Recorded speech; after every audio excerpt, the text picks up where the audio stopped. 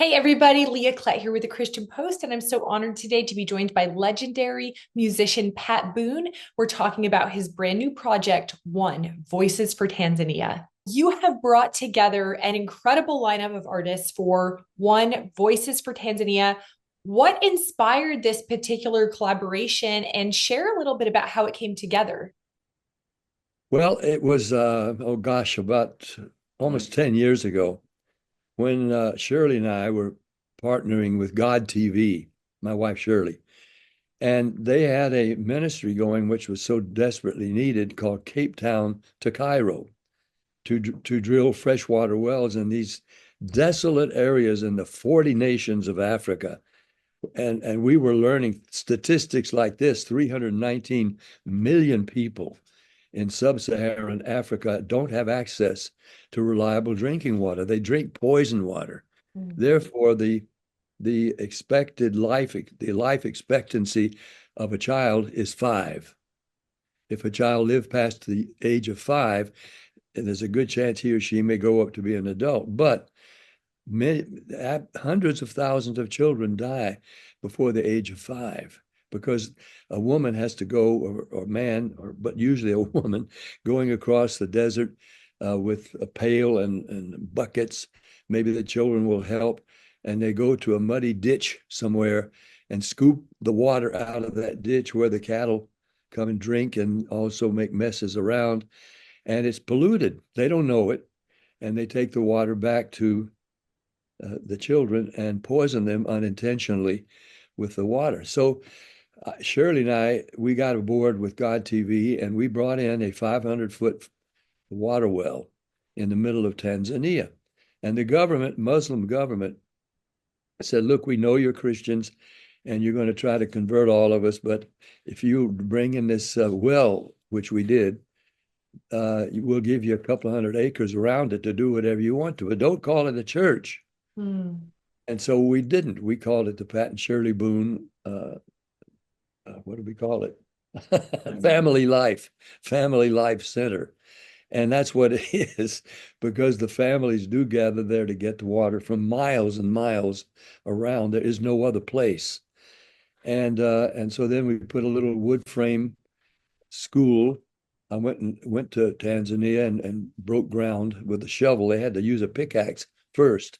The soil was so concrete out there in the desert, and we broke ground. And the tribes there sang for me. They didn't know who I was. They just knew somebody from America had come in and was bringing them water. And the windmill was bringing up the water, and it's solar powered, which is wonderful. The sun is providing the power to bring the fresh water.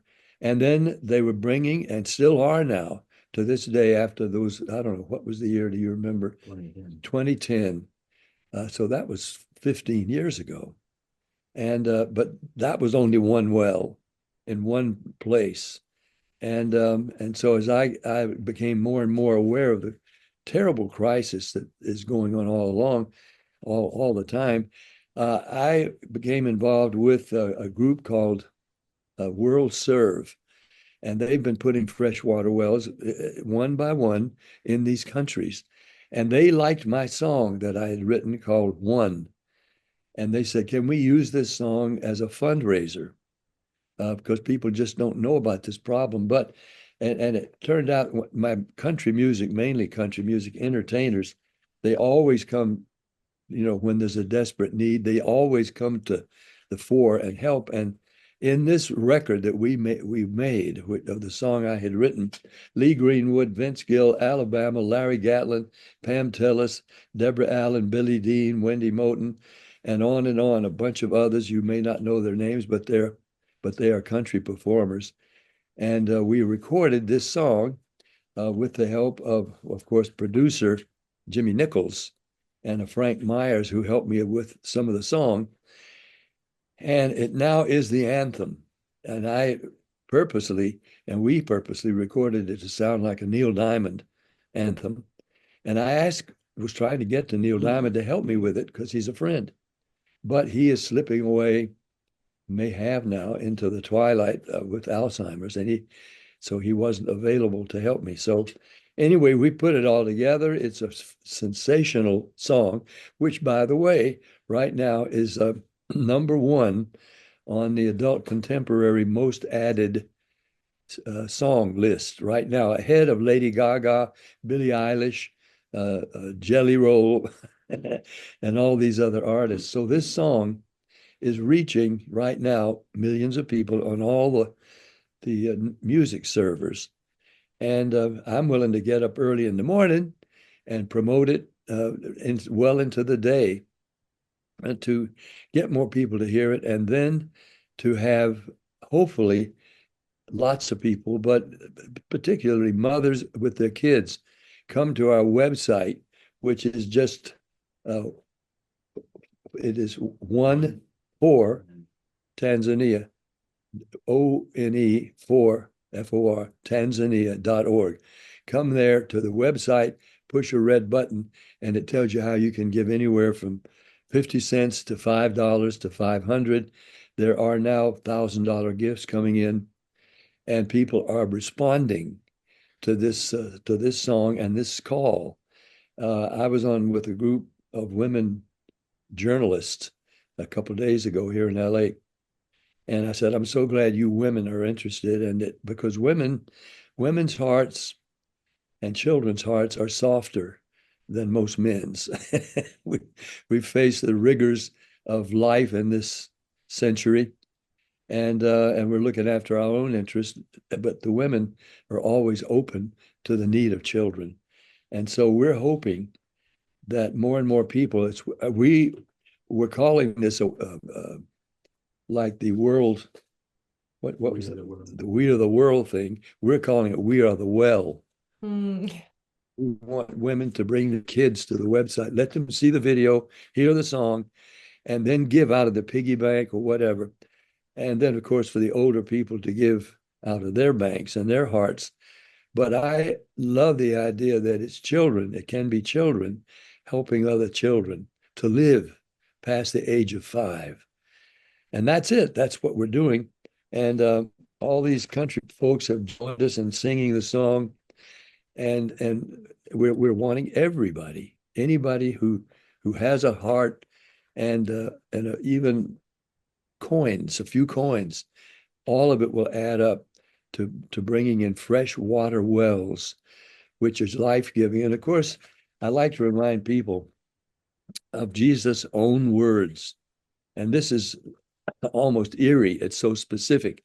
But in the 10th chapter of Matthew, when children were flocking around Jesus, and they were intrigued by this charismatic person, and Jesus' disciples saying, "Shoo, kids, get away, leave him alone." And Jesus said, "Shut up." No, he didn't. He didn't say, "Shut up." But the Bible says he rebuked his apostles, his disciples. "I want the children to come to me. Let the children come to me." And then he said, get this, in Matthew 10, "If anyone gives even a cup of cold water to one of these little ones, who is my disciple, who loves me, who wants to be close to me, truly I tell you, that person will certainly not lose their reward." It's God himself, Jesus himself, promising a blessing and a reward if we'll give a cup of cold water to a child who may not live long without it. That's it. That's the whole thing. And I may not answer all your questions, but I'm willing to do it. But we're wanting people to respond, and they are. But unless they know about it, and you're helping do it, so now you are a part of the blessing yourself right now as you join in. Talk about the role your faith plays in these charitable works. You are a legend in the music industry. You don't have to use your resources and your platform to do this, but you do. Talk about what really motivates this. Well, Jesus said, if any man's going to follow me, and of course, it gets back to, do we want to follow Jesus? Because we're living in a world today and a nation now that needs this song, because it asks the question, does one person matter? Is one person of any value? Well, my lyrics in the song say, one. I am one like no other on this planet. I am one. In my oneness, there is courage, there is purpose, there is honor like no other on this planet. I am one. And I'm visualizing when I sing that song, one little child, not didn't ask to be born, and he is born. And then one, we are one when good people come together and find it one nation. We're supposed to be one nation under God, but we're not. We're a divided nation. I mean, at the news today, always, everywhere, we are a divided country, and the pollsters, Barna, Gallup, all say fewer than 50% of Americans even go to a place of worship, a church or a temple or a synagogue. And if they pray, they're not sure anybody's listening. And so we are losing our way. And I know it. I'm a father. We raised four daughters here in my house, and they're all Christians, and their husbands, they married Christian guys. And in our family, we're blessed with 16 grandkids and 17 great grandkids. And we're healthy and we're blessed. All of my kids don't live fancy lives. Some are more, they have more of this world's goods than others. But here's Daddy Pat. I'm always trying to help all my daughters, my kids, my grandkids. But Jesus says we're to help each other. And he describes who our neighbor is. And ironically, in this conversation, the one he describes as the good neighbor, who we should be and want to be, in his definition, is a guy who's been beaten and left by the side of the road and is of another faith. And the good neighbor stops. He doesn't ask any questions. He sees that person in need, while the religious people pass by on the other side. But no, the good neighbor, a Samaritan, uh, picked that person up, put him on his horse, took him to an inn, said, "Take care of this man. I'll be back later. And if he costs you more than this amount of money I'm giving you, I'll pay the rest of it too." Jesus said, that's the one who follows me and the one who I will bless in this life. So, I mean, a very long answer to your question. And that's what happens early in the morning. I tend to elaborate, but it simply, you're asked why I do this, what leads me to it. I try to do what Jesus wants me to do as a person. Mm-hmm. Every one of us is called to pick up a cross and follow him. What does that mean? It means that we take up our problems and we take up others like Jesus did. Jesus died for our sins, not his own. But he even died and asked God to forgive those who were crucifying him. He set the example, and we're supposed to try to live by that example in this crazy world. And so that's what I'm trying to do in this crazy environment of the entertainment business. But I know that many of my entertainer friends are just like me. We realize we are blessed, and we feel an obligation to share our blessings with others. That's why entertainers, actors, actresses, they do come when asked. They want to be part. In fact, many, I won't mention their names, but a number of very important entertainers have approached me now. Why am I not on this? Why am I singing this song? Why didn't you contact me? And I said, I tried to through your representatives, but they evidently didn't get the message to you. I wanted you to be part of this. And these are big name people, as like the ones that are already on it. But I've said to them, maybe we'll do a volume 2. We might do another version with the same music. And oh, by the way, there's some other people on this song that you'll hear and need explanation. They are a group from Tanzania and from other countries around Tanzania who are naturalized American citizens. They're now Americans, but they come from those countries, and they get together. They have a group called the Legacy Mission Village Singers, Nashville's Legacy Mission Village Singers. They are naturalized citizens from the very part of the world that we're trying to help. So they wanted to be involved, and they sing my song, the words I wrote, in Swahili. Well, Wamoja is one, and they sing in their language, and it's so goosebumpy to hear them singing, just as as the sound of it, the music of it, the emotion of it, emoji of it. and and so there's never been a record quite like this, but it's goosebumpy not only from the sound, but from the knowledge that these are people from that very part of the earth whose families, whose loved ones are suffering from poisoned water, and we can do something about it. So they, with all of their emotion and all their spiritual knowledge, they're all Christians. They're helping raise water for their own people in this song. So I didn't know any of that was going to happen when I wrote the song, but God did. And so I feel like it's definitely, without question, a God thing.